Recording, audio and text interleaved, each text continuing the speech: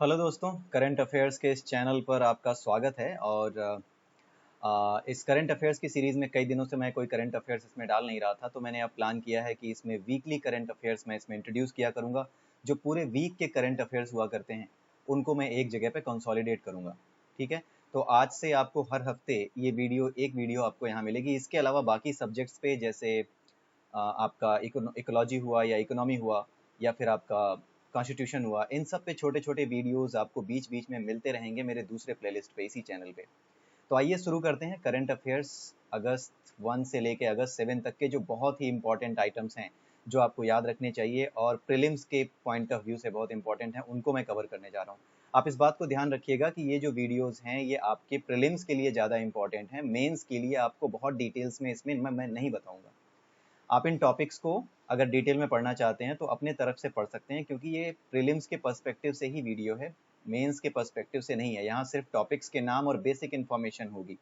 उन टॉपिक्स को आप सर्च कर सकते हैं, आपकी बुक्स में मिल जाए, विकिपीडिया पे मिल जाए, गूगल पे मिल जाए, कहीं पर भी जो इन्फॉर्मेशन आपको अधिक से अधिक मिल जाए, वहाँ से आप जो है मेन के पर्सपेक्टिव से प्रिपरेशन कर सकते हैं। अगर मुझे कभी मौका मिला कि मेन के पर्सपेक्टिव से मैं उन टॉपिक्स पे कोई वीडियो बनाऊँ तो मैं ज़रूर बनाऊँगा।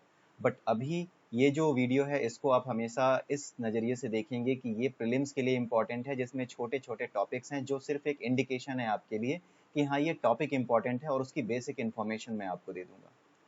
ठीक है, क्योंकि प्रीलिम्स के लिए इतना ही काफ़ी है। लेकिन प्रीलिम्स से बात नहीं बनती, मेंस की भी प्रिपरेशन करनी होती है। जिनको रेलवेज में या एसएससी में और किसी और जगह जहाँ पर कि करंट अफेयर्स के क्वेश्चंस आते हैं पेपर में, वहाँ पर ये ऑब्वियसली इंपॉर्टेंट है। बट हाँ, जिसको पीसीएस आईएएस की तैयारी करनी है उसके लिए सिर्फ टॉपिक के नाम देख के बात नहीं बनेगी, उसको और भी चीज़ें कवर करनी होंगी, अपने आप से खुद से कवर करनी होंगी उन्हीं टॉपिक्स में से। टॉपिक्स इससे बाहर के नहीं है, लेकिन उन टॉपिक्स पे आपको खुद से स्टडी करनी होगी। तो आइए हम शुरू करते हैं। सबसे पहले देखते हैं मुस्लिम महिला अधिकार दिवस। ये 1 अगस्त को मनाया जाएगा हर साल। इस साल से इस बात की घोषणा की गई है कि 1 अगस्त को हर साल मुस्लिम महिला अधिकार दिवस मनाया जाएगा। और ये इसलिए मनाया जाएगा क्योंकि पिछले साल इसी समय इसी दिन 3 तलाक बिल पास हुआ था, 1 अगस्त को। ठीक है, इसके अलावा एक बहुत इंपॉर्टेंट इन्फॉर्मेशन है जो आपसे पूछी जा सकती है कि ऐसा कौन सा देश था जिसने सबसे पहले जो आपका 3 तलाक है उसको खत्म कर दिया था, इस प्रथा को अपने देश से। तो उस देश का नाम है मिस्र। तो मिस्र पहला राष्ट्र था जिसने 1929 में ही इस सामाजिक दानव को समाप्त कर दिया था। उसके बाद दूसरा आइटम था नेपाल, भारत और यूनाइटेड किंगडम के बीच 1947 का समझौता। तो अगर आपने हिस्ट्री पढ़ी होगी, थोड़ा सा अगर आपको पता होगा मॉडर्न हिस्ट्री में जो इंसिडेंट्स हुई थी, उसमें आपको पता होगा कि जब अंग्रेज आए थे तो जो युद्ध हुआ था, सगौली की संधि हुई थी 1816 में। यूनाइटेड किंगडम यानी कि जो ब्रिटिश भारत था और जो नेपाल था उसके बीच में युद्ध हुआ, और कुछ इलाके नेपाल से भारत में मिला लिए गए, और एक संधि हो गई कि कितना कितना नेपाल और भारत की सीमा होगी। उस सीमा को लेके आज भी विवाद होता रहता है भारत और नेपाल के बीच में। तो वो जो संधि हुई थी 1816 में, सुगौली की संधि हुई थी, उसके अकॉर्डिंग वो सारा बंटवारा हो गया था कि किसका इलाका कितना होगा। और उसके साथ साथ जो इसमें इंपॉर्टेंट चीज़ मैं बताने जा रहा हूँ, उसमें एक ट्रीटी ये भी हुई थी कि भारत और ब्रिटेन की सेना में गोरखा की नियुक्ति, ये जो गोरखा होते हैं नेपाल के, उनकी नियुक्ति की जा सकेगी। ये 1816 में नहीं हुई थी, ये 1947 में इसका संपूर्ण समझौता हो गया था। इस बात को लेकर के पूरा समझौता जो फाइनलाइज जो हुआ था वो 1947 में हुआ था। उसके अकॉर्डिंग यूनाइटेड किंगडम और भारत की सेना में नेपाल के जो गोरखा हैं उनकी नियुक्ति की जा सकेगी, और समय आने पर उनका इस्तेमाल युद्ध में किया जा सकेगा।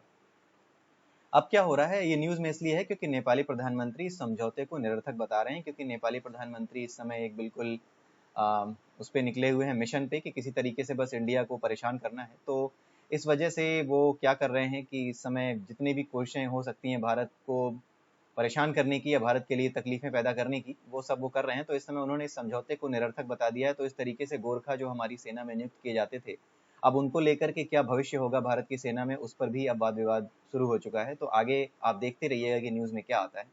अभी जानकारी के लिए आप ये जान सकते हैं कि भारत में कुल 7 गोरखा रेजिमेंट हैं, जिसमें कुल मिलाकर के 39 बटालियंस हैं गोरखास की। रेजिमेंट में कई बटालियंस होती हैं, और कुल मिलाकर के 7 गोरखा रेजिमेंट्स हैं, जिसमें 39 बटालियंस हमारे देश में हैं। ये इंपॉर्टेंट इन्फॉर्मेशन है, ये आप याद रखिएगा कि कब इनके बीच में समझौता हुआ था गोरखाओं को लेकर के। ये 1947 में हुआ था। ग्रामोदय विकास योजना के तहत एक पायलट परियोजना, ये आप बहुत इंपॉर्टेंट मानिए इसे। ये अगरबत्ती बनाने के लिए भारत सरकार क्या कर रही है, अपने आप मशीन जो चलती है, जो स्वचालित मशीन होती है, वो मशीन देगी। यानी कि अब मशीनों के जरिए आप अगरबत्ती बना सकेंगे। अगरबत्ती बनाने के लिए जो बांस की गोलाकार छड़ होती है, जो आपने देखा होगा कि एक लकड़ी होती है, उसके ऊपर अगरबत्ती का मसाला लपेटा होता है, तो वो लकड़ी भी हम आयात करते थे।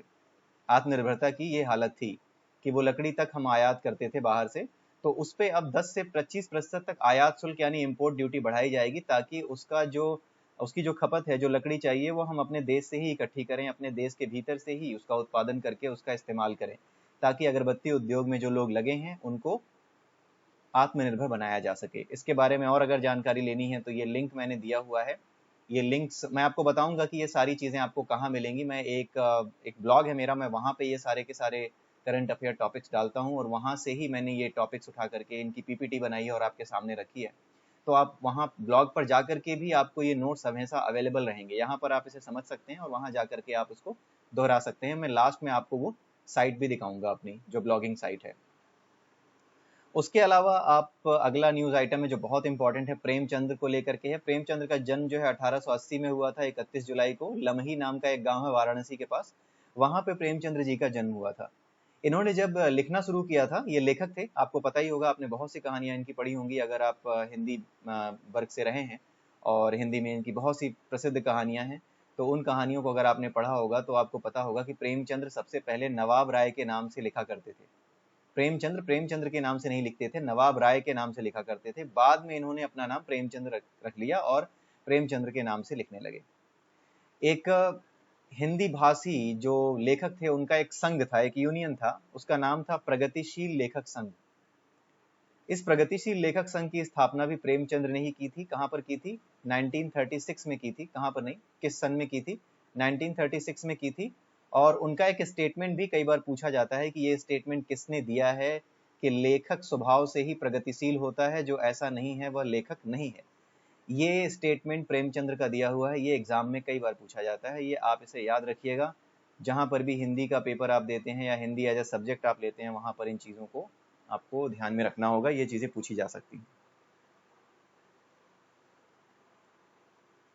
अगला देखते हैं, एशियन इंफ्रास्ट्रक्चर इन्वेस्टमेंट बैंक। इसमें कुल मिला के 57 सदस्य हैं। इसकी स्थापना 2016 में हुई थी। भारत इसका दूसरा सबसे बड़ा शेयर धारक है, और भारत सबसे अधिक ऋण लेने वाला देश भी है, और भारत के बाद सबसे अधिक ऋण लेने वाला दूसरा देश जो है वो तुर्की है।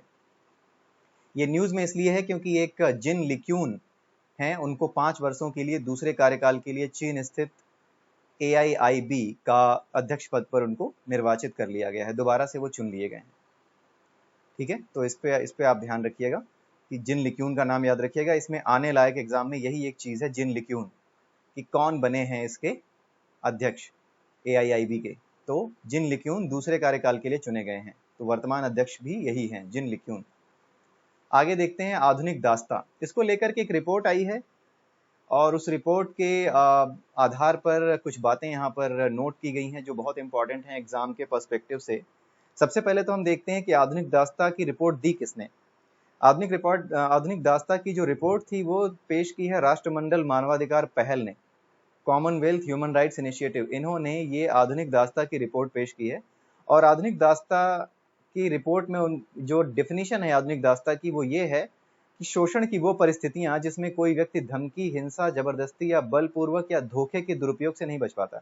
यानी किसी को आप धमकी दे करके, हिंसा के जरिए, जबरदस्ती या बलपूर्वक उससे कोई भी काम कराते हैं, भले ही उसे पैसा दे रहे हो तो क्या हो, लेकिन वो मजबूरी में या डर की वजह से कोई बात नहीं कह पाता और आपका काम करने के लिए, आपकी गलत बातों को सुनने के लिए मजबूर है, तो इस तरह की दास्ता को हम आधुनिक दास्ता कहते हैं। ये मॉडर्न जो है ये स्लेवरी है, क्योंकि पुराने समय की तरह स्लेवरी हो नहीं सकती जहाँ पे आपको जंजीरों में बांध करके बस 2 वक्त का खाना दे करके जानवरों की तरह आपसे कोल्हू के बैल की तरह काम कराया जाए, वैसा नहीं हो सकता। फिर भी दास्ता आज के समय में दूसरे रूपों में मौजूद है, जैसे धमकी देकर काम करा लेना, हिंसा से काम करा लेना, जबरदस्ती काम करा लेना, तो इसी को आधुनिक दास्ता कहा जाता है। और ये रिपोर्ट दी है राष्ट्रमंडल मानवाधिकार पहल ने। राष्ट्रमंडल देशों के बारे में अगर आप जानते हैं तो अच्छी बात है, नहीं जानते हैं तो आप जाकर के एक बार देख लीजिएगा कि राष्ट्रमंडल देश होते क्या हैं। राष्ट्रमंडल देशों का जो मुख्यालय है, जो राष्ट्रमंडल मानवाधिकार पहल का जो मुख्यालय है, देशों का नहीं, राष्ट्रमंडल मानवाधिकार पहल का जो मुख्यालय है वो नई दिल्ली में है। ठीक है, तो दास्ता को लेकर के अगर हम अपने देशों में बात करें, अपने देश में बात करें भारत में, तो किस तरह के संविधान में आर्टिकल्स दिए गए हैं उसके बारे में भी आपको जानकारी होनी चाहिए। सबसे पहले तो अनुच्छेद 21 है जो जीवन और व्यक्तिगत स्वतंत्रता के अधिकार से संबंधित है। उसके बाद अनुच्छेद 23 है जो बलात् श्रम पर प्रतिबंध लगाता है, मतलब बलपूर्वक आप किसी से, जबरदस्ती से आप किसी से कोई काम नहीं करा सकते, ये आर्टिकल 23 का उल्लंघन है। और अनुच्छेद 24 है कारखाने आदि में 14 वर्ष से कम उम्र के बच्चों को कार्य करने से प्रतिबंधित करता है, यानी कारखानों में आप 14 साल से कम उम्र के बच्चों को काम नहीं करा सकते, ये अनुच्छेद 24 में कहा गया है। उसके अलावा आप अनुच्छेद 39 जो कि राज्य की नीति निर्देशक तत्वों में आता है, उसमें अगर आप देखें तो राज्य की ये जिम्मेदारी होगी कि वो श्रमिकों, पुरुषों तथा महिलाओं के स्वास्थ्य एवं सामर्थ्य को सुरक्षित करने के लिए वो निर्देश दे। उसको जो निर्देश दिए गए हैं, मतलब इस दिशा में राज्य काम करेगा कि श्रमिकों के लिए, पुरुषों के लिए, महिलाओं के लिए उनके स्वास्थ्य और उनके सामर्थ्य को, यानी उनकी शरीर में जो ताकत है जिससे वो काम कर सकें और अपने लिए आजीविका कमा सकें, उसका किसी तरह से कोई शोषण न कर पाए, इसको लेकर के राज्य व्यवस्था करेगा, राज्य कानून बनाएगा। ये जिम्मेदारी राज्यों को दी गई है। ये राज्य की नीति निर्देशक तत्वों में कहा गया है। ये नीति निर्देशक तत्व हैं, इसलिए ये जिम्मेदारियां नहीं है, एक तरीके से जिम्मेदारियां नहीं है, लेकिन इस दिशा में राज्य को काम करना चाहिए, ऐसा निर्देश दिया गया है भारत के संविधान में। इसीलिए जो भारत के संविधान का जो चौथा भाग है उसको कहते हैं राज्य के नीति निर्देशक तत्व। उसके बाद आता है अनुच्छेद 42। ये राज्य को निर्देश देता है कि वह काम की उचित और मानवीय स्थितियों को सुरक्षित रखने या मातृत्व सहायता राहत के लिए प्रावधान करे। इसका मतलब यह है कि राज्य को हमारे संविधान ने ये निर्देश दिया है कि काम की उचित और मानवीय स्थितियां सुरक्षित करे, यानी कि जो लोग जहां काम करते हैं, कारखाने में काम करते हैं या कहीं पर भी जो काम करने की जगह है, वहां पर वो जगह सुरक्षित होनी चाहिए और किसी तरह का खतरा उनके स्वास्थ्य को नहीं होना चाहिए। और अगर किसी तरह का खतरा है तो उससे बचने की, उससे बचाव के उपायों की पूरी जानकारी उनको होनी चाहिए जो काम कर रहे हैं। साथ ही उनकी बचाव की व्यवस्था भी होनी चाहिए। और साथ ही जो औरतें वहां पर काम करती हैं वो कभी प्रेग्नेंट होती हैं तो उनके प्रेग्नेंट होने पर उनको मातृत्व सुरक्षा दी जाए, यानी कि उनको राहत दी जाए काम से, फिर भी उनको सैलरी दी जाए या उनको छुट्टी दी जाए। इस तरह की व्यवस्था राज्य बिल्कुल करेगा। इस तरह के निर्देश जो है राज्य के नीति निर्देशक तत्वों में भारत के संविधान में बताए गए हैं। तो ये जो 5 आर्टिकल हैं ये आप बहुत अच्छे से समझ लीजिएगा, क्योंकि ये पांचों दासता से रिलेटेड हैं।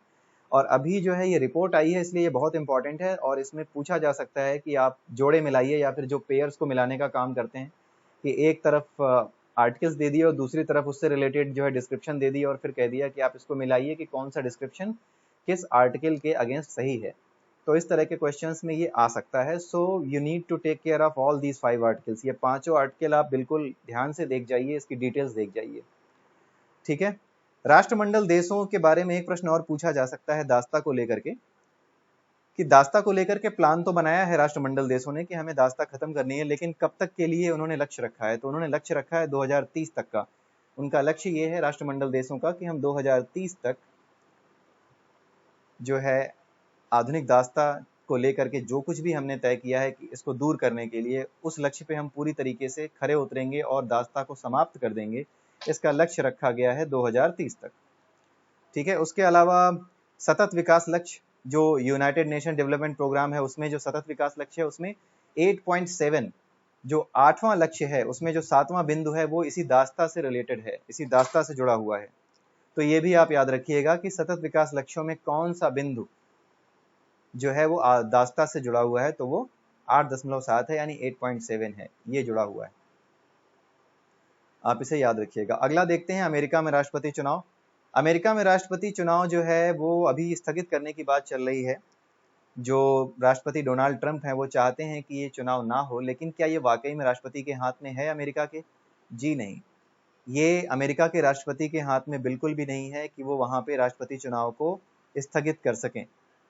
ये वहां की कांग्रेस तय करती है। कांग्रेस यानी जो हाउस ऑफ रिप्रेजेंटेटिव्स हैं और जो सीनेट है, उन दोनों को मिल करके ये तय करना होता है कि क्या होना है और क्या नहीं होना है, संविधान में कोई परिवर्तन होना है या नहीं होना है।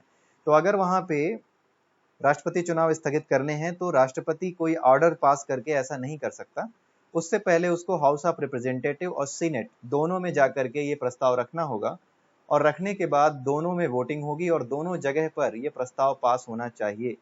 हाउस ऑफ रिप्रेजेंटेटिव जैसे हमारे यहाँ लोकसभा होती है और सीनेट जैसे हमारे यहाँ राज्यसभा होती है। जैसे हमारे राज्यसभा होती है वैसे अमेरिका में सीनेट होती है, तो दोनों की मंजूरी की आवश्यकता होती है। अगर दोनों की मंजूरी नहीं मिलती है तो फिर राष्ट्रपति ये नहीं कर पाएगा। केवल राष्ट्रपति के कह देने से कि चुनाव नहीं होगा, ऐसा नहीं हो सकता, वहां पे कांग्रेस सब कुछ तय करेगी। और साथ ही अगर ऐसा कोई कानून बनवा भी लेते हैं राष्ट्रपति कि हाँ हम राष्ट्रपति चुनाव को स्थगित कर रहे हैं, तो उसके बाद भी इसको जो वहाँ का न्यायालय है वहाँ पे इस फैसले को चुनौती दी जा सकती है। ये भी आप याद रखिएगा, जब भी तुलना करने की बात आती है तो कई बार ऐसे तुलना करने वाले प्रश्न आ जाते हैं कि इनमें से कौन सा सही है, भारत और जो अमेरिका के राष्ट्रपति चुनाव के संदर्भ में निम्न में से कौन सा समानता रखता है और कौन सा भिन्नता रखता है।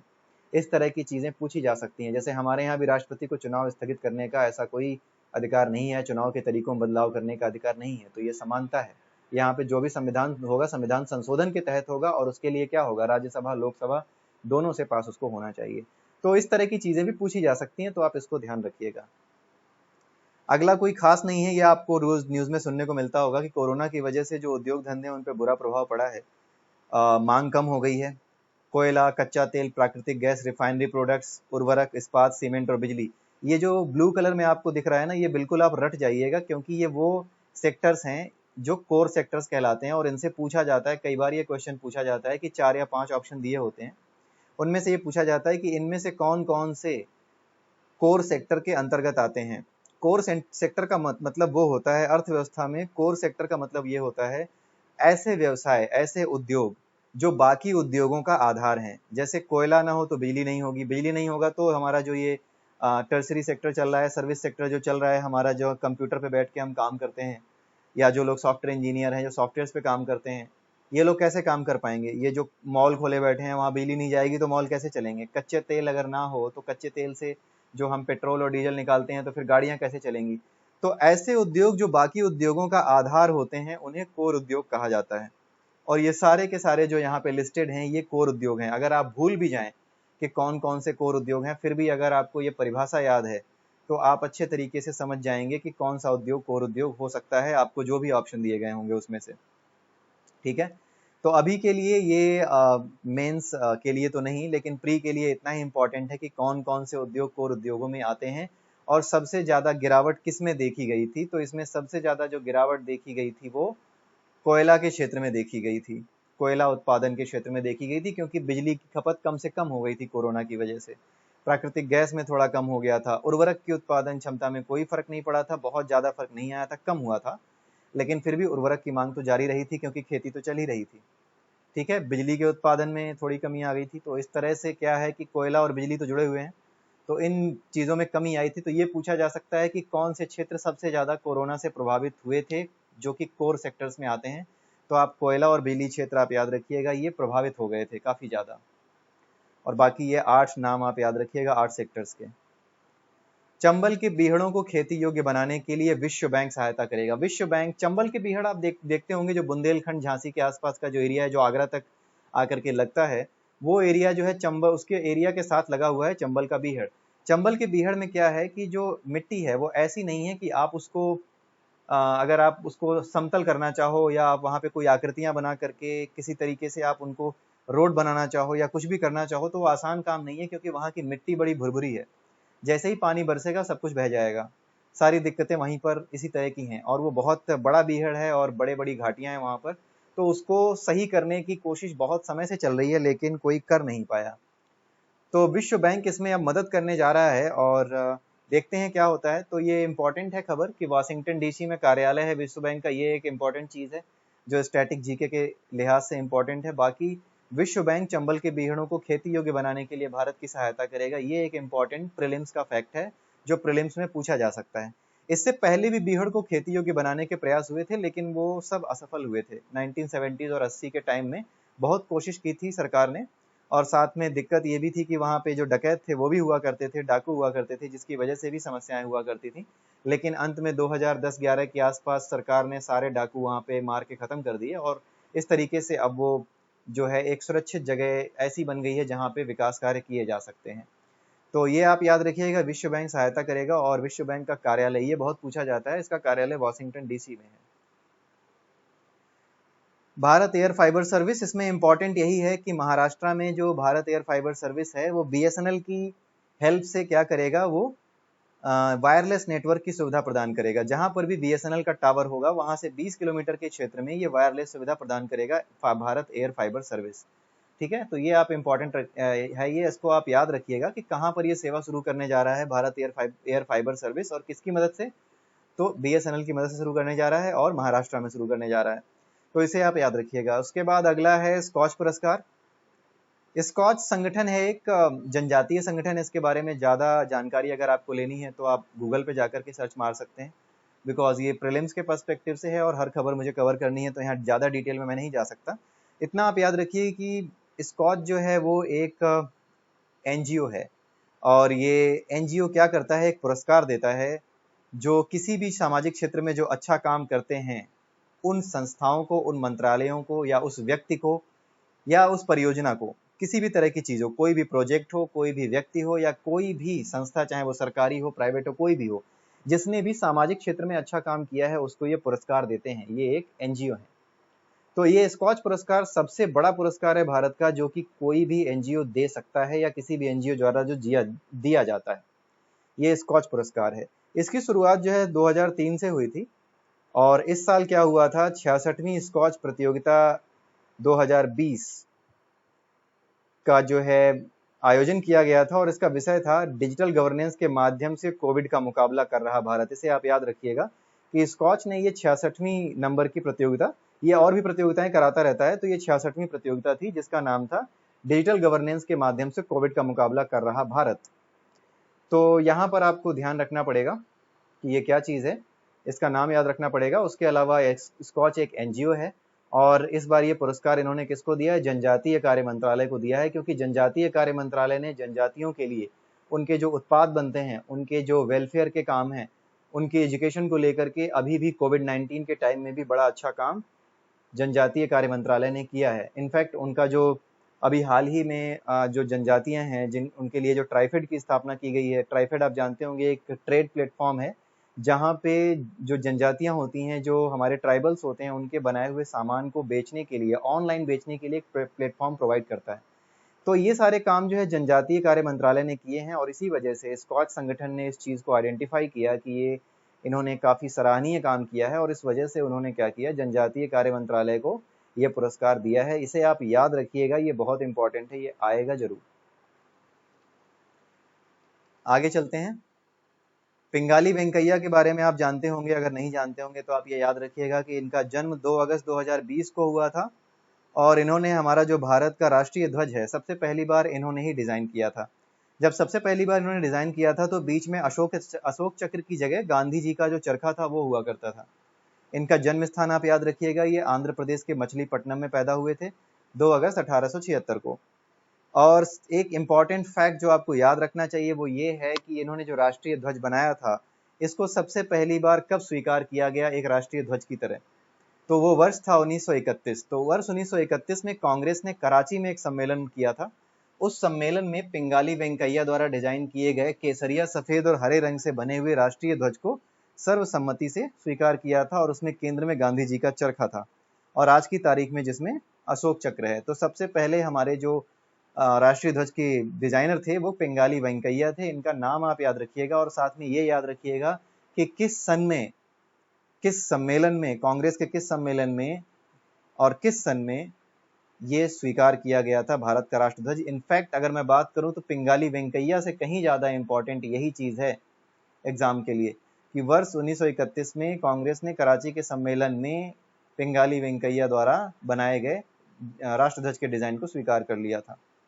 ठीक है, तो ये आप याद रखिएगा, बहुत इंपॉर्टेंट न्यूज आइटम है ये न्यूज आइटम, और उसके नीचे इसके पहले जो न्यूज आइटम मैंने आपको दिखाया था स्कॉच पुरस्कार, ये दोनों बहुत इंपॉर्टेंट है। ये आएंगे जरूर किसी न किसी एग्जाम में, और पीसीएस में तो 100% चांसेस हैं इन दोनों के ही आने के। अगला देखते हैं गैलापागोस द्वीप समूह। गैलापागोस द्वीप समूह का अगर आपने नाम सुना हो तो ये इक्वाडोर एक देश है दक्षिणी अमेरिका में, जो कि दक्षिणी अमेरिका के यानी साउथ अमेरिका के वेस्टर्न साइड पे है इक्वाडोर। इक्वाडोर में ही अगर आपको याद हो तो दुनिया का सबसे बड़ा ज्वालामुखी जिसको हम कहते हैं कोटोपैक्सी जिसका नाम है, वो वहीं पर है।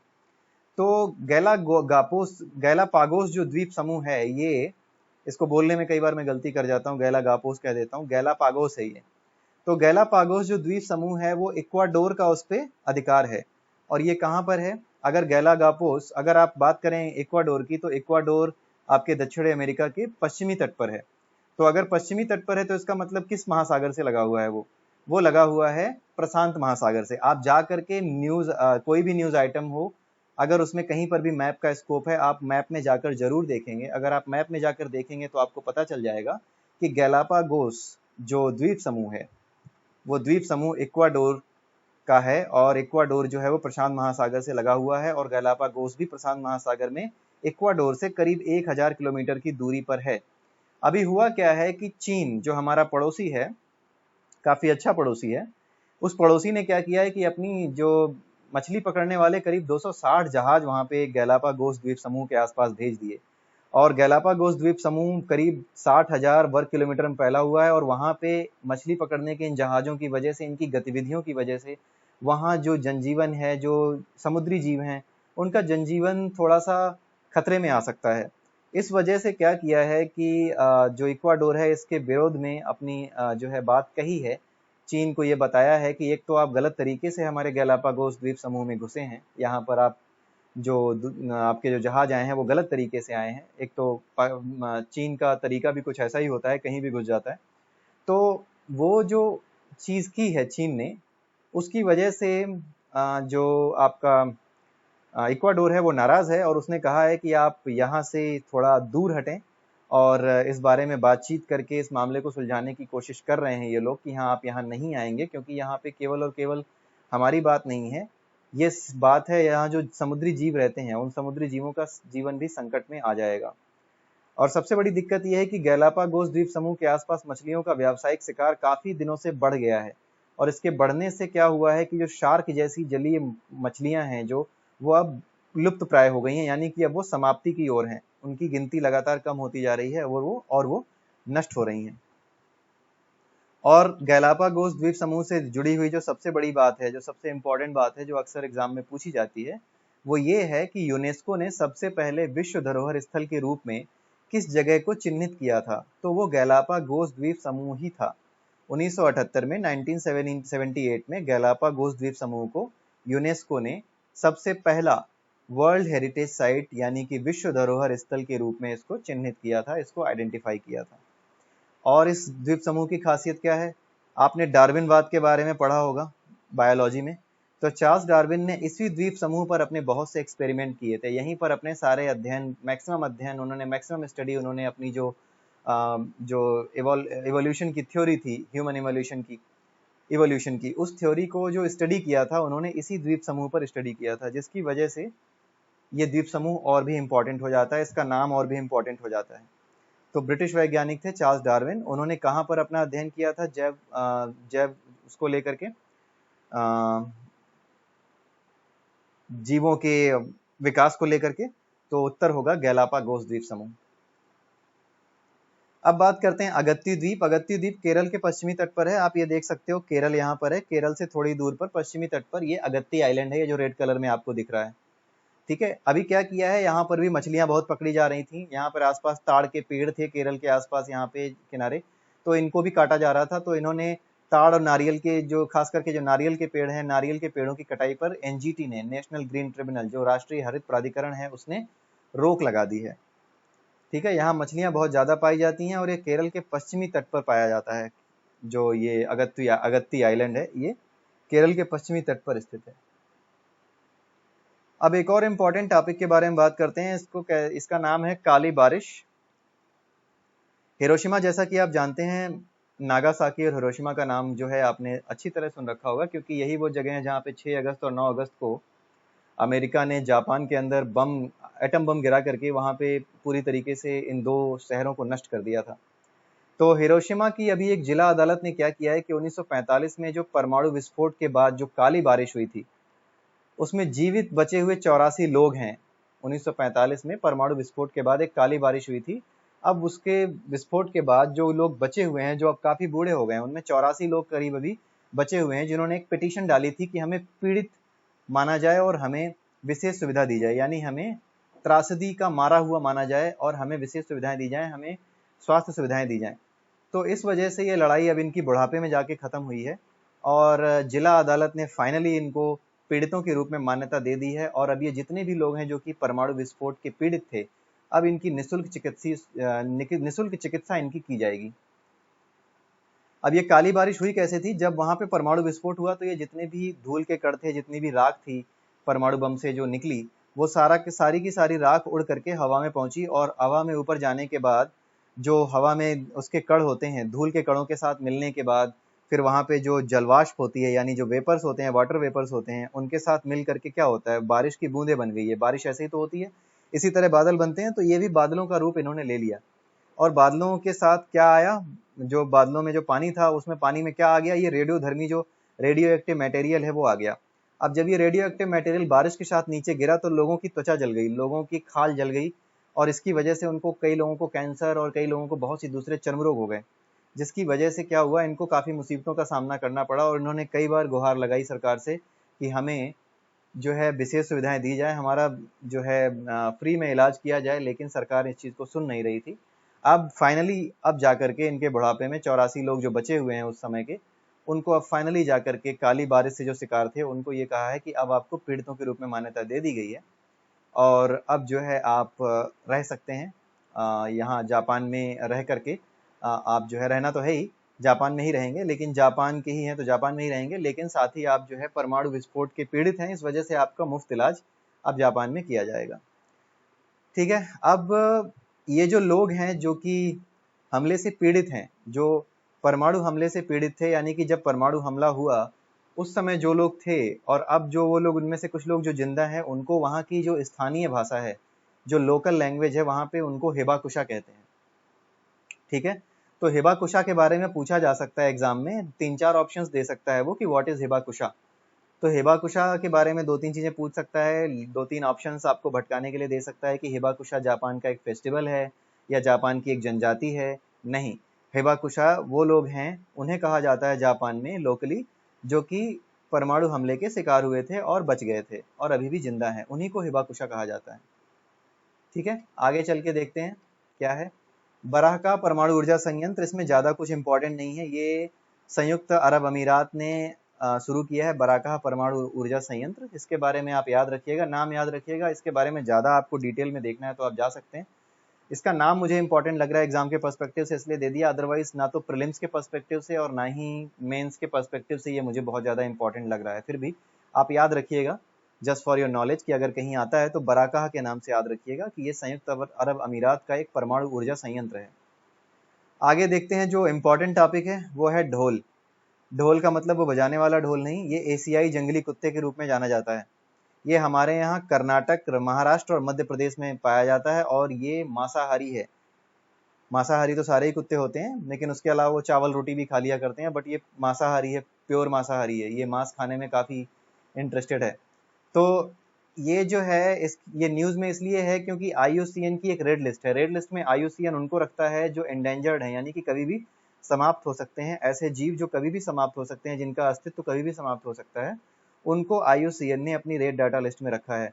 तो ढोल को भी संयुक्त राष्ट्र की जो ये जो IUCN है, international union for conservation of nature, उसमें उसकी रेड लिस्ट में ढोल को भी इंडेंजर्ड श्रेणी में रखा गया। और भारत में ये कहाँ पाया जाता है, ये बहुत इंपॉर्टेंट है। 2 चीजें तो बहुत इंपॉर्टेंट है कि एशियाई जंगली कुत्ता किसे कहा जाता है, ढोल को कहा जाता है।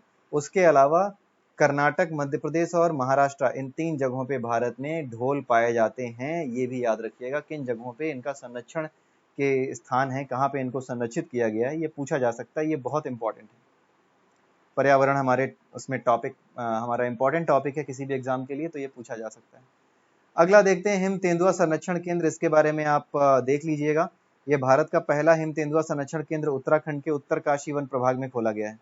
उत्तराखंड में उत्तरकाशी वन प्रभाग मतलब फॉरेस्ट है उत्तराखंड, तो वहाँ पे कई डिविजन्स में डिवाइडेड हैं वो सारे वन, जितने भी जंगल हैं वो अलग अलग डिविजन्स में डिवाइड किए गए हैं। तो उनमें जो उत्तरकाशी का जो वन प्रभाग है, जो डिवीजन है, उत्तरकाशी वाला डिवीजन है, वहाँ पे हिम तेंदुआ संरक्षण केंद्र खोला जा रहा है। इसकी स्थापना कैसे की गई है? उत्तराखंड वन विभाग ने की है। और किसकी सहायता से की है? संयुक्त राष्ट्र विकास कार्यक्रम की सहायता से की है। इसीलिए ये इंपॉर्टेंट है कि हिम तेंदुआ संरक्षण केंद्र जो खोला गया है उत्तरकाशी में, वो किसकी सहायता से किया है? वर्ल्ड बैंक की सहायता से किया है या संयुक्त राष्ट्र विकास कार्यक्रम की सहायता से किया है?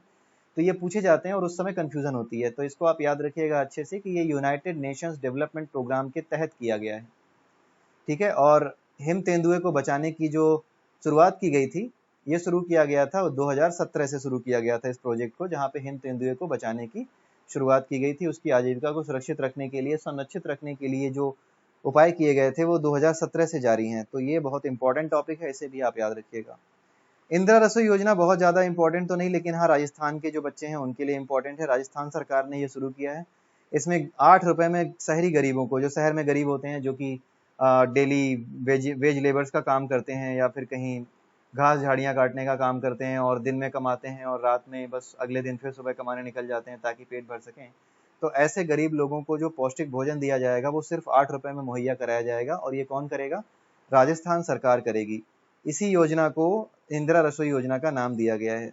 ये याद रखिएगा, राजस्थान सरकार ने शुरू की है। संस्कृत दिवस आप याद रखिएगा 1969 से मनाया जाता है और सावन महीने की पूर्णिमा को मनाया जाता है। ये पूछा जा सकता है कि किस हिंदू महीने की किस तिथि को संस्कृत दिवस मनाया जाता है, तो श्रावण, ये श्रवण लिख दिया, ये श्रावण पढ़िए आप इसे।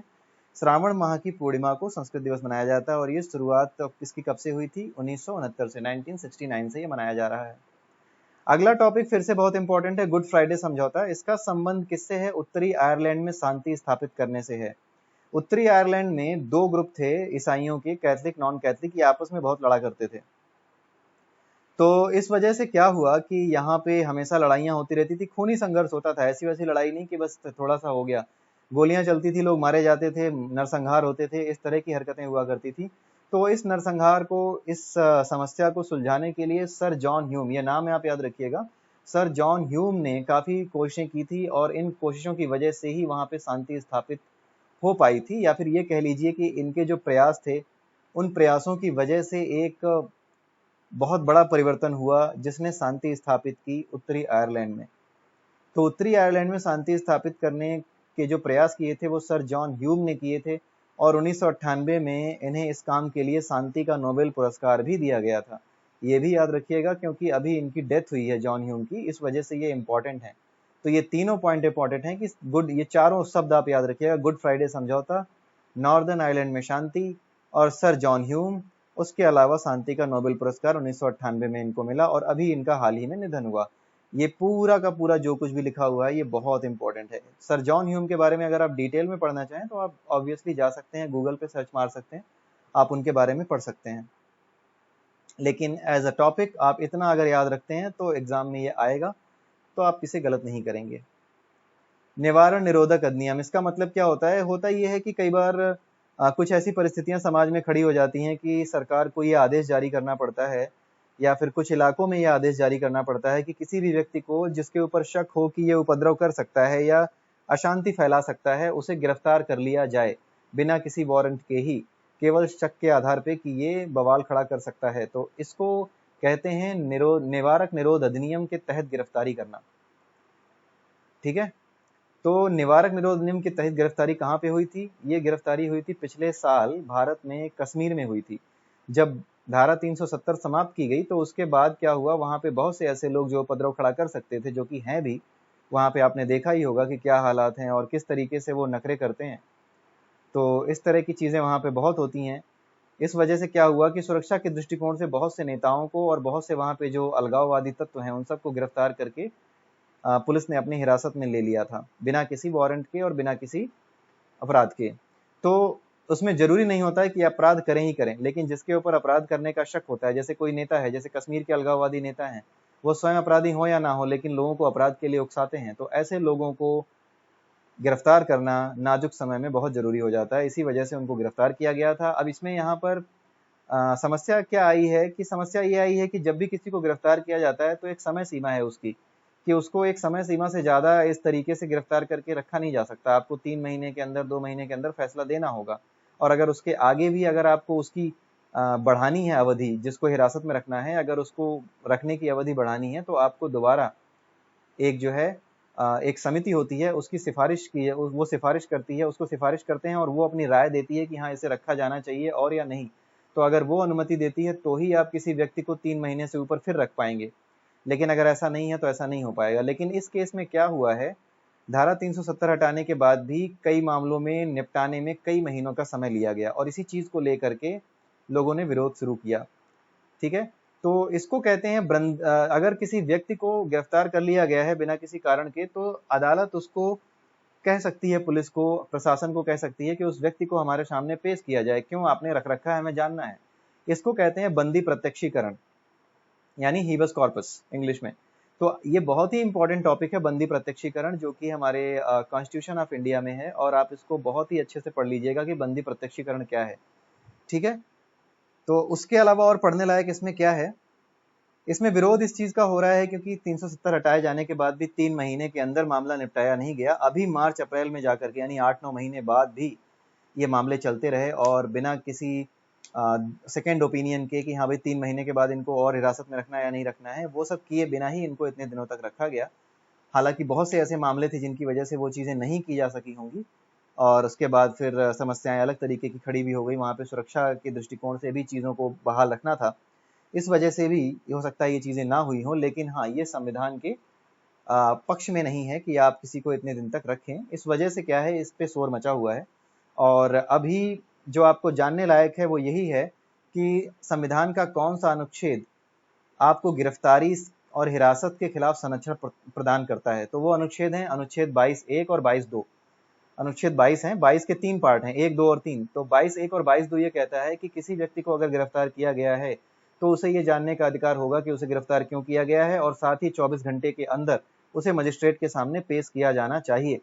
लेकिन अगर किसी व्यक्ति को शांति भंग की आशंका की वजह से, यानी निवारक निरोध अधिनियम के तहत गिरफ्तार किया गया है, तो फिर उस पे अनुच्छेद 22(1) और 22(2) प्रभावी नहीं होंगे, उस पे अनुच्छेद 22(3) प्रभावी होगा, जो ये कहता है कि यदि किसी व्यक्ति को निवारक निरोध के अधिनियम के तहत गिरफ्तार किया गया है या हिरासत में लिया गया है, तो उस पे ये जो अनुच्छेद 22(1) और 22(2) में जो संरक्षण प्राप्त है वो संरक्षण उसे प्राप्त नहीं होगा। यानी उसके पास ये अधिकार नहीं होगा कि वो ये कहे कि मुझे बताओ मुझे क्यों गिरफ्तार किया। उसके पास ये अधिकार भी नहीं होगा कि वो ये कहे कि मुझे 24 घंटे के अंदर मजिस्ट्रेट के सामने पेश करो।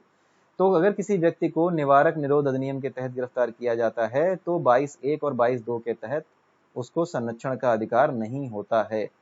और यहाँ पे केवल और केवल सर्वोच्च न्यायालय और उच्च न्यायालय ही ये कह सकता है कि जिस व्यक्ति को आपने निवारक निरोध अधिनियम के तहत पकड़ रखा है, गिरफ्तार कर रखा है, नजरबंद कर रखा है, उसे हमारे सामने लाइए। ये कोई छोटा मोटा कोर्ट नहीं कर सकता, केवल और केवल सर्वोच्च न्यायालय भारत का और किसी राज्य का उच्च न्यायालय या फिर उसी राज्य का उच्च न्यायालय, या ये सही चीज यही है कि उसी राज्य का उच्च न्यायालय ये आदेश जारी कर सकता है कि हमारे सामने इनको पेश किया जाए, क्यों रखा है हिरासत में। तो ऐसा करने में 8-9 महीने लग गए और सारे फैसले देने में 8-9 महीने लग गए, इसी चीज का विरोध हो रहा है। तो इस पे आपको लिखने के लिए जो मेंस एग्जाम है वहां पर आपको आ सकते हैं क्वेश्चंस कि हाँ इस तरह की चीजें कितनी विधि सम्मत हैं, कितनी न्याय संगत हैं। तो वहां पर आप अपने विचार रख सकते हैं।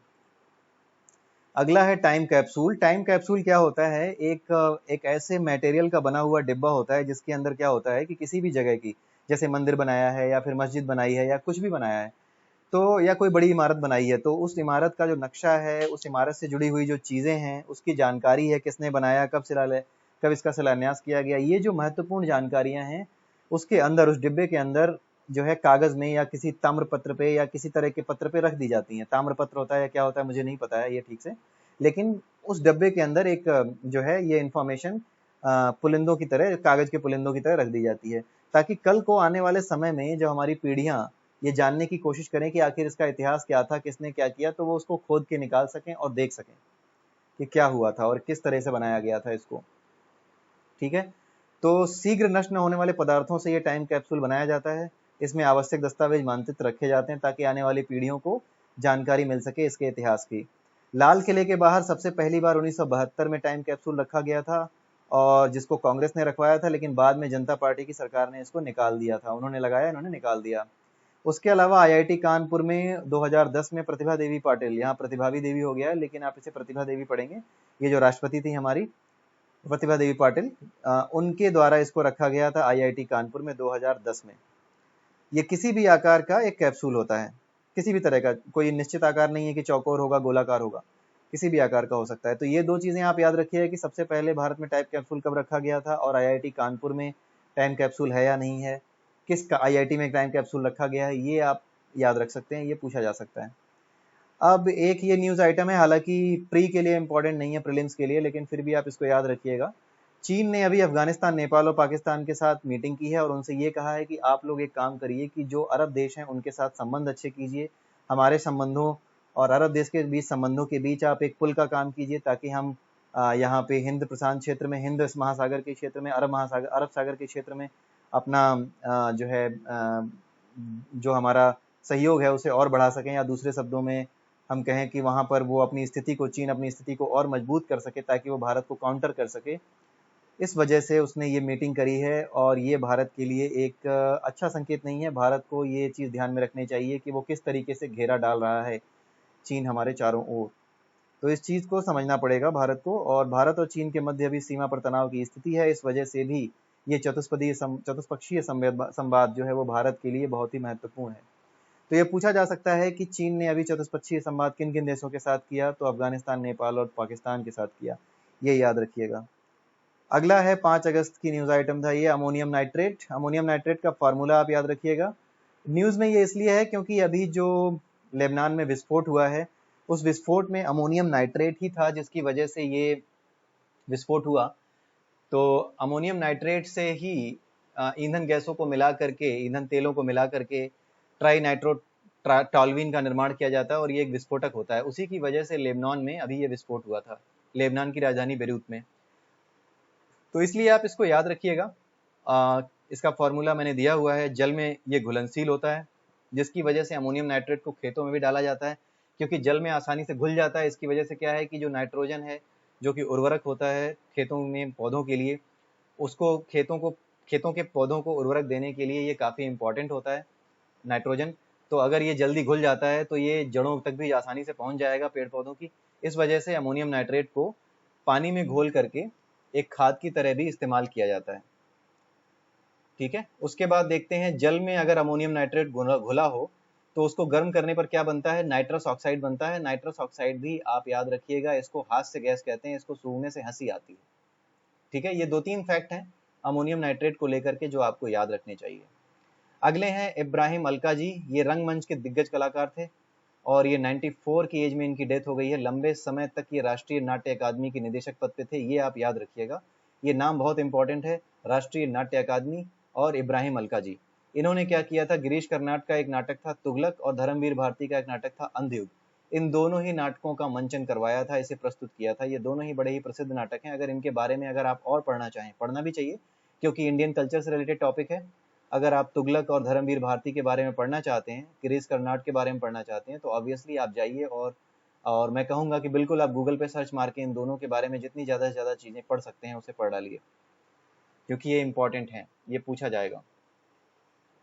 न्यायालय की अवमानना को लेकर के आप 2 चीज़ें याद रखिएगा। एक तो आर्टिकल 129 और दूसरा है आर्टिकल 215। आर्टिकल 129 क्या कहता है कि उच्चतम न्यायालय, अगर कोई उच्चतम न्यायालय के फैसलों का विरोध करता है या उसका अपमान करता है जानबूझकर या लोगों को भड़काता है उसके खिलाफ जाने के लिए, तो आर्टिकल 129 के तहत उच्चतम न्यायालय को यह अधिकार होगा कि ऐसे व्यक्ति को वो दंडित कर सकता है न्यायालय की अवमानना के लिए। अगर हम उच्च न्यायालय की बात करें तो उच्च न्यायालय भी अपने फैसले के विरोध में जाने पर या फिर उसकी अवमानना करने पर वो आपको सजा दे सकता है। तो आर्टिकल 215 उच्च न्यायालय के लिए है और आर्टिकल 129 किसके लिए है, उच्चतम न्यायालय के लिए है।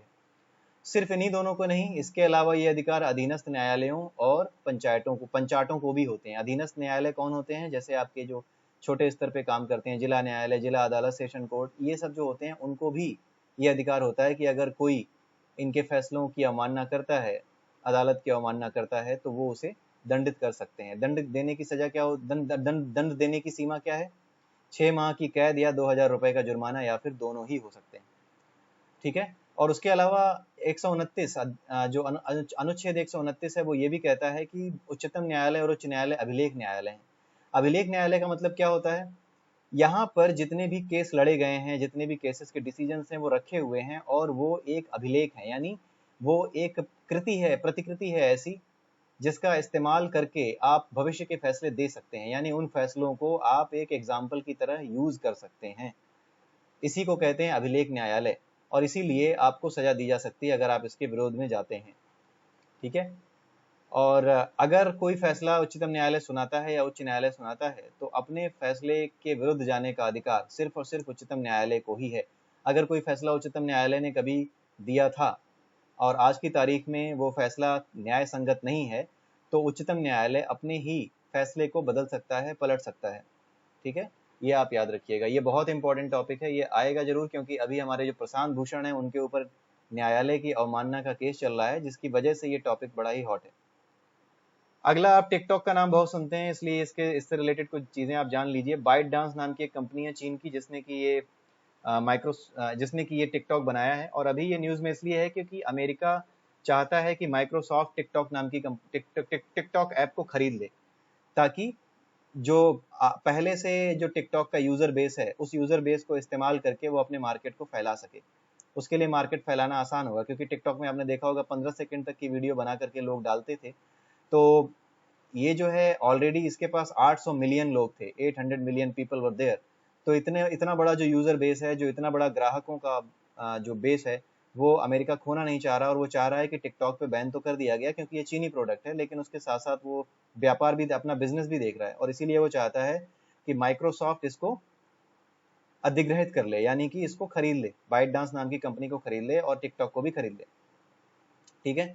और ये एक कूटनीतिक चाल है, और टिकटॉक को बर्बाद करने की, चाइना के लिए टिकटॉक को बर्बाद करने की, और साथ में उसका इस्तेमाल अपने फायदे के लिए करने की।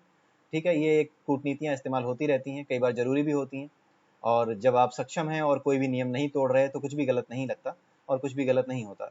ये राजनीतिक दृष्टिकोण होता है। और उसके बाद अगर हम देखें, इसमें एक और इम्पॉर्टेंट चीज़ है जो अमेरिका के लिए इतना इम्पोर्टेंट है, वो ये चीज़ है कि अमेरिका के राष्ट्रपति जो है वो अभी सत्य नडेला से इस मामले में मिले हैं कि किस तरीके से टिकटॉक का अधिग्रहण किया जाए। इसीलिए ये बहुत इंपॉर्टेंट है, क्योंकि किसी देश के राष्ट्रपति का किसी बिजनेसमैन से मिलना कि जाकर के टिकटॉक खरीद लो, ये बड़ी घटना है। तो इसलिए आप इसको याद रखिएगा, और इसका मेंशन आप रिटन एग्जाम में भी कर सकते हैं। इसके अलावा आता है सूचना प्रौद्योगिकी कानून, ये 2000 में आया था, सन 2000 में आया था, और इसकी धारा है 69। अभी आपने देखा होगा कि भारत सरकार ने जितने भी चाइनीज ऐप हैं, 59 चाइनीज ऐप थे, उनको बंद किया। उसके बाद कुछ और ऐप थे, उन पे भी प्रतिबंध लगा दिया। तो इन ऐप्स पे प्रतिबंध क्या भारत सरकार लगा सकती है? जी हाँ, बिल्कुल लगा सकती है, और उसके लिए भारत सरकार ने इस्तेमाल किया है इसी सूचना प्रौद्योगिकी कानून का, जो कि 2000 में आया था, और इसकी धारा 69 के अंतर्गत कार्रवाई करते हुए ही भारत सरकार ने जितने भी चीनी ऐप हैं उन पे रोक लगाई, उन पे प्रतिबंध लगा दिया। अब आते हैं वन राज्य का विषय। ये वन राज्य का विषय है, और वनों का जो अभी न्यूज़ आई है वनों से रिलेटेड, वो ये है कि एक वन सलाहकार समिति होती है, उसने अपनी एक रिपोर्ट दी है। उसने ये कहा है कि भारत के अंदर पिछले 2-3 सालों से जो हमारी वन भूमि थी, उसको गैर वन भूमि में परिवर्तित करने की दर में कमी आई है। वन भूमि को गैर वन भूमि, जैसे एक जगह जंगल है जहाँ पे हमने अपने प्राकृतिक आवास को सुरक्षित किया हुआ है, लेकिन हमारी जरूरतें बढ़ रही हैं, आबादी बढ़ रही है। तो जब आबादी बढ़ रही है तो हम क्या करेंगे? जंगलों में घुसेंगे और जंगलों को काटेंगे। तो जंगलों को काटने से क्या होगा? वनस्पति का नाश होगा, पर्यावरण चक्र असंतुलित होगा। तो इसकी वजह से हमारे पर्यावरण को नुकसान होता है। लेकिन पहले ये प्रवृत्ति बहुत ज़्यादा बढ़ी थी, लेकिन अभी पिछले 2-3 सालों से ये कहा जा रहा है, वन सलाहकार समिति ने ये बताया है कि 2-3 सालों से प्रवृत्ति में कमी आई है। अगर आपको वन से गैर वन भूमि बदलना है, जैसे कि कहीं जंगल था और आप कहो कि नहीं हमें तो खेती करने के लिए जगह चाहिए, तो आप ऐसे ही सीधे जंगल काट करके आप खेती नहीं करने लगेंगे। पहले आपको वन सलाहकार समिति के पास जाना होगा, उनसे अनुमति लेनी होगी कि हमें इस फला फला इस क्षेत्र को हमें गैर वन भूमि क्षेत्र में लेकर आना है, इसे गैर वन भूमि क्षेत्र बनाना है, और फिर वहां पर खेती करनी है। तो जब वन सलाहकार समिति इस बात की अनुमति देगी, तभी आप उसको ऐसा बना पाओगे, नहीं तो नहीं बना पाओगे। लेकिन इस प्रवृत्ति में कमी आई है, जो आपके एप्लीकेशंस आते हैं वो कम आने लगे। चावल की पोकली किस्म के बारे में जानिए। ये खारे जल का चावल है, और ये इम्पोर्टेंट इसलिए है क्योंकि जो हमारा पश्चिम बंगाल में चावल उगाया जाता था वो खारे जल का चावल नहीं था। लेकिन हुआ ये कि वहाँ पर अभी जो अम्फन तूफान आया था, अम्फान नाम का तूफान आया था, उसकी वजह से समुद्र का पानी जो कि खारा होता है वो अंदरूनी इलाकों में घुस गया है, जिसकी वजह से वो काफ़ी हद तक खारा पानी जो है वहाँ की ज़मीन पर, वहाँ के जहाँ पे ये धान वगैरह पैदा करते थे, वहाँ पे ये जाकर इकट्ठा हो गया है। जिसकी वजह से वहाँ पे चावल, जो कि उनका जो चावल था जिसको वो पैदा करते थे, वो अब उस खारी जमीन में, खारी मिट्टी में नहीं हो पा रहा, खारे पानी में नहीं हो पा रहा। तो इस वजह से अब चावल तो उगाना ही है, इसी वजह से चावल की जो पोकली किस्म है, जो कि केरल में उगाया जाता है, उस चावल की किस्म को अब बंगाल में उगाया जा रहा है, क्योंकि खारा पानी वहां पहुंच गया है। इसी वजह से इस साल पोकली किस्म के चावल को उगाया जा रहा है, ये इसीलिए इम्पोर्टेंट है। इसकी एक किस्म का नाम आप याद रखिएगा, उस किस्म का नाम है वाइटिला 11। तो ये आप याद रखिए कि वाइटिला 11 जो है वो चावल की पोकली किस्म का ही एक नाम है। वास्तुकला की नागर शैली, इसके बारे में आप देखिए ये क्या है। राम मंदिर का निर्माण इसी शैली में होगा। अभी आपने देखा होगा कि अयोध्या में राम मंदिर निर्माण के लिए जो नींव रखी गई है, उसके ऊपर अब राम मंदिर निर्माण शुरू होगा। लेकिन कोई भी मंदिर है, कोई भी भवन है, उसकी एक वास्तु शैली होती है। तो ये जो मंदिर है ये किस वास्तु शैली में बनेगा? ये मंदिर बनेगा नागर शैली में। ये आप याद रखिएगा, नागर शैली नाम है, ये पूछा जरूर जाएगा। और इसमें क्या होता है, ये सबसे पहले नगरों में यानी शहरों में सबसे पहले ये शैली आई थी प्राचीन भारत में, इसीलिए इसको नागर शैली कहा जाता है। इस शैली में क्या होता है कि एक उठी हुई जमीन बनाई जाती है और उस उठी हुई जमीन के ऊपर एक चबूतरा जैसा बना होता है। उस उठी हुई चबूतरे के ऊपर ही आप मंदिर का या भवन का निर्माण करते हो, और उस उठे हुए चबूतरे को क्या कहते हैं? जगती कहा जाता है। और जब इसको ऊपर उठता हुआ देखते हैं तो ऊपर उठा हुआ जो हिस्सा होता है उसको, वो गुंबद के आकार का होता है, और ये नीचे से ऊपर की ओर चतुष्कोणीय होते हैं, चौकोर होते हैं, 4 कोने होते हैं इसके। राम मंदिर ऐसे ही 5 गुंबदों वाला नागर शैली का मंदिर होगा। ये आप याद रखिएगा। इंपॉर्टेंट इसमें इतना ही है कि राम मंदिर किस शैली में बनेगा, नागर शैली, आप याद रखिएगा। टिकटॉक से रिलेटेड एक और न्यूज़ है। टिकटॉक आप जैसे जानते होंगे कि इसका अपना डेटा सेंटर पहले अमेरिका में था, लेकिन अब अपना ये यूरोपीय डेटा सेंटर भी खोलेगा। इसका एक जो प्रति है वो सिंगापुर में भी है, एक कॉपी इसकी सिंगापुर में भी है। जैसे कि जो भी डेटा है मेरे पास भी रखा है और उसकी एक सीडी बना के मैंने कहीं और भी दे दी है, तो ठीक वैसा ही है। तो सिंगापुर में इसकी एक कॉपी थी और अमेरिका में इसका डेटा सेंटर था, लेकिन अब एक नया डेटा सेंटर और खोलेगा टिकटॉक, और वो कहाँ खोलेगा? आयरलैंड में खोलेगा। ठीक है, बाकी एक न्यूज़ और आपने देखी ही थी। एक नाम है मनोज सिन्हा, अगला आइटम है। मनोज सिन्हा का नाम आप याद रखिएगा, ये जम्मू कश्मीर के नए राज्यपाल नियुक्त किए गए हैं। ये बीएचयू के स्टूडेंट रह चुके हैं। अभी जो वर्तमान राज्यपाल थे गिरीश चंद्र मुर्मू, उन्होंने इस्तीफा दे दिया है और उनको अभी क्या बनाया गया है? सीएजी बनाया गया है, controller and auditor general of India उनको बनाया गया है। और मनोज सिन्हा को क्या बना दिया गया है? जम्मू कश्मीर का नया राज्यपाल। अगला आइटम देखते हैं क्या है। शशिधर जगदीशन, ये एचडीएफसी बैंक के नए एमडी और सीईओ होंगे, इसको याद रखिएगा। अगला देखिए, आरबीआई ने रेपो रेट को जैसा का तैसा रखा है, उसमें कोई बढ़ोतरी या कमी नहीं की है, क्योंकि ना तो हमारे यहाँ मांग बढ़ रही है और ना ही सप्लाई बढ़ रही है। ये बड़ी ही विचित्र स्थिति है इकोनॉमी में, जो कभी नहीं आती, बहुत कम आती है, और ऐसी स्थिति में आती है जैसी अभी आई है। तो अभी हुआ क्या है कि आरबीआई ने किसी भी तरह की रेट के साथ छेड़खानी नहीं की है, क्योंकि अगर रेपो दर बढ़ा देगा तो महंगाई भी बढ़ जाएगी। रेपो दर बढ़ाने से महंगाई कैसे बढ़ती है, अगर आप इसको समझना चाहते हैं तो आपको इकोनॉमिक्स का कोई लेक्चर आप देख सकते हैं, या फिर इकोनॉमिक्स के कॉन्सेप्ट आप पढ़ सकते हैं। रेपो रेट का मतलब क्या होता है वो आप समझ सकते हैं, क्या होता है रेपो रेट, उसका रिलेशन क्या है महंगाई से। अगर रेपो रेट बढ़ जाएगा तो महंगाई क्यों बढ़ जाएगी, और रेपो रेट कम हो जाएगा तो महंगाई कम क्यों हो जाएगी। इस कॉन्सेप्ट को आप अच्छे से समझ लीजिएगा, क्योंकि इससे रिलेटेड क्वेश्चंस बहुत से आते हैं। इसका एप्लीकेशन बहुत आता है कि हाँ, अप्लाइड वे में पूछ देगा कि हाँ ऐसा ऐसा कर रहा था कि सरकार को क्या करना चाहिए, ऐसा ऐसी स्थिति है, सरकार क्या ऐसा करे जो कि कीमतों पे नियंत्रण कर सके। तो उसमें 2-3 ऑप्शन दिए जाते हैं। तो उसमें रेपो रेट को कम करना और ये सब चीज़ें, रिवर्स रेपो रेट को बढ़ाना, ये सब चीज़ें जो है बताई जाती हैं। ठीक है, तो ये आप याद रखिएगा। राष्ट्रीय सुरक्षा सलाहकार समिति, इसके बारे में आप याद रखिएगा। ये 1998 के परमाणु परीक्षण के बाद, भारत ने 1998 में पोखरण में परमाणु परीक्षण किया था, उसके बाद भारत ने राष्ट्रीय सुरक्षा सलाहकार समिति की स्थापना की थी। और उसको ये कहा था कि तुम ये बताओ कि भारत की परमाणु नीति कैसी होनी चाहिए। भारत परमाणु बम अगर बनाने में सक्षम है, परमाणु हथियार रखने में सक्षम है, तो उस परमाणु बम का इस्तेमाल भी कई बार हो सकता है करना पड़े।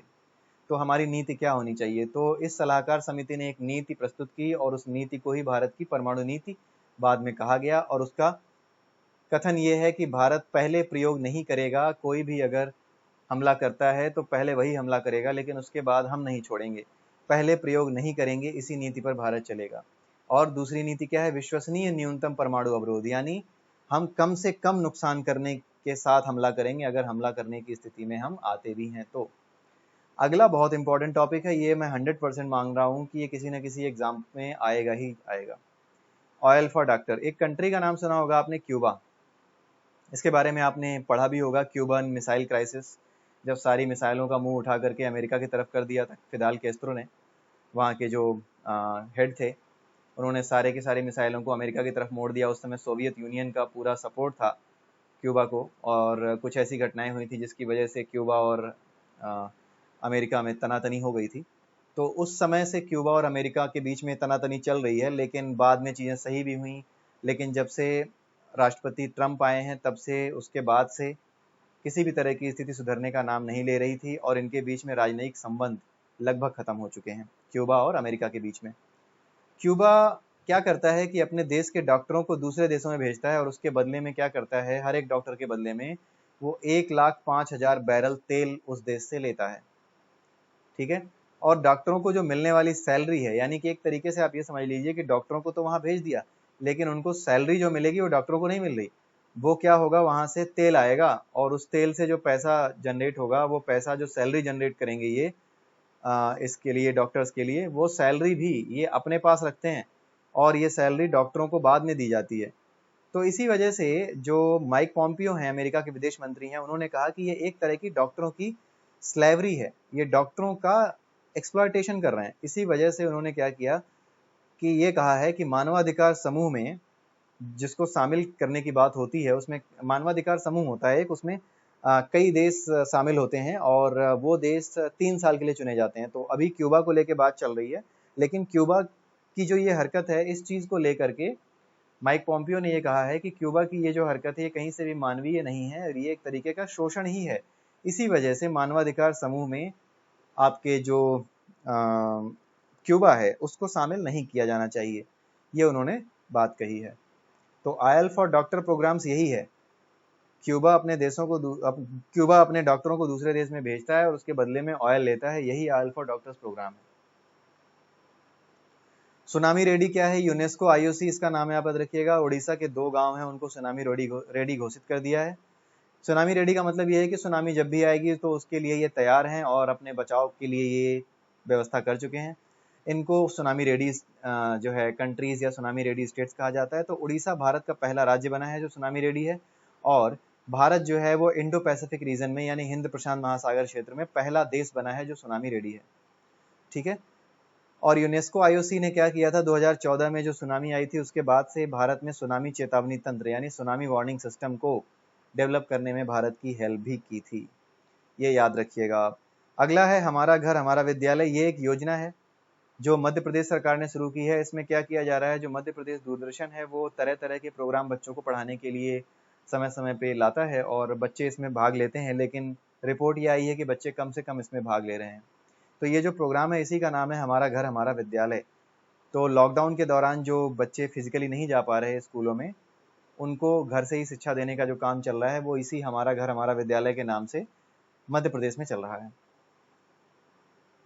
परिवार पहचान पत्र, ये हरियाणा ने शुरू किया है। जैसे एक आदमी का पहचान पत्र होता है, एक व्यक्तिगत जो पहचान पत्र है हमारा, वो आज की तारीख में आधार कार्ड है, लेकिन हरियाणा सरकार ने एक और पहचान पत्र जारी किया है जिसका नाम है परिवार पहचान पत्र। जैसे आपको एक प्रमाण पत्र मिलता है आधार के रूप में, उसी तरीके से अब परिवार को एक पहचान पत्र मिलेगा पूरे परिवार के लिए, जिससे पूरा परिवार आइडेंटिफाई होगा। उसमें सारी जानकारी होगी कि इसमें कौन कौन से सदस्य हैं घर में, कौन कौन से लोग इसमें रहते हैं, और क्या क्या है इनकी गतिविधियां, वो सब पे नज़र रखने के लिए और उनको किसी भी सरकारी योजना का लाभ दिलाने के लिए ये शुरू किया गया है। राष्ट्रीय हथकरघा दिवस देखते हैं, ये हर साल 7 अगस्त को मनाया जाता है। 1905 में इसी दिन भारत ने ब्रिटिश सरकार के विरुद्ध आंदोलन छेड़ा था, इसीलिए राष्ट्रीय हथकरघा दिवस मनाया जाता है इस दिन। ये 2015 से मनाया जाता है, इसे भी याद रखिएगा। और इसकी शुरुआत कहाँ से हुई थी, चेन्नई से।